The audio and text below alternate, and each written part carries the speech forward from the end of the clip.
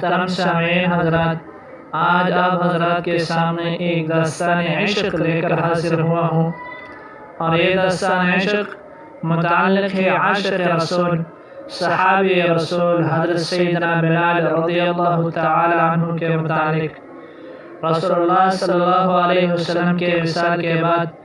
سیدنا بلال رضی اللہ تعالی عنہ مدینہ شریف کی گلیوں میں یہ کہتے پھرتے تھے کہ لوگوں، تم نے کہیں حضور صلی اللہ علیہ وسلم کو دیکھا ہے تو مجھے بھی دکھا دو۔ پھر کہنے لگتے کہ اب میرا مدینہ میں رہنا دشوار ہے، اور ملک شام کے شہر حلب میں چلے گئے۔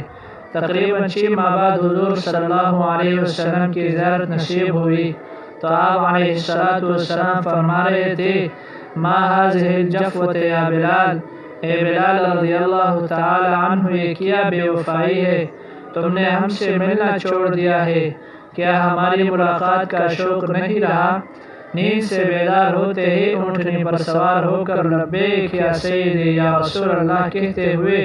مدینہ کی طرف روانہ ہو گئے۔ جب مدینہ شریف میں داخل ہوئے تو سب سے پہلے مسجد نبوی پہنچ کر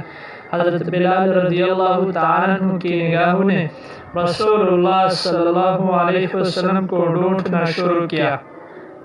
کبھی مسجد میں تلاش کرتے، کبھی حجروں میں، جب کہیں نہ پایا تو آپ صلی اللہ علیہ وسلم کی قبر انور پر سر رکھ کر رونا شروع کر دیا اور عرض کرنے لگے، یا رسول اللہ، آپ نے فرمایا تھا کہ آ کر مل لو،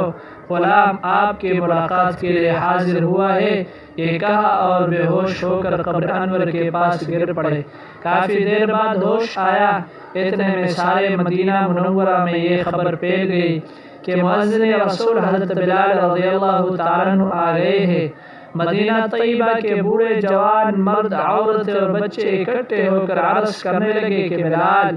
ایک دفعہ وہ آذان سنا دے جو محبوب علیہ السلام کے زمانہ میں سناتے تھے۔ حضرت بلال رضی اللہ تعالیٰ عنہ نے فرمایا، میں معذرت خواہ ہوں، کیونکہ جب میں آذان پڑھتا تھا تو اشہد ان محمد رسول اللہ کہتے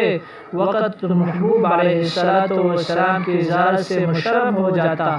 آپ صلی اللہ علیہ وسلم کی دیدار سے اپنی آنکھوں کو ٹھنڈک پہنچاتا تھا۔ اب یہ الفاظ ادا کرتے وقت کسی کو کس کو دیکھوں گا؟ بعض صحابہ کرام رضوان اللہ تعالی علیہم اجمعین نے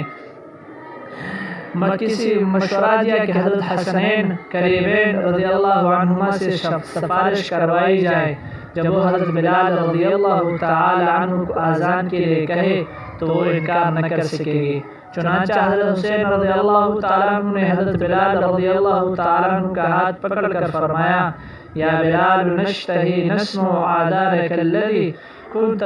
تؤذن لرسول اللہ صلی اللہ علیہ وسلم، اے بلال رضی اللہ تعالی عنہ، ہم آج آپ سے وہی آذان سننا چاہتے ہیں جو آپ ہمارے نانا جان صلی اللہ علیہ وسلم کے سامنے اس مسجد میں سناتے تھے۔ حضرت بلال رضی اللہ تعالیٰ عنہ انکار نہ کر سکے، اور جب آذان دینا شروع کی پورے مدینے کے لوگ جمع ہو گئے۔ مدینہ شریف میں اس دن سے زیادہ محبوب علیہ السلام کی زیارت میں رونے والے نہیں دیکھے گئے۔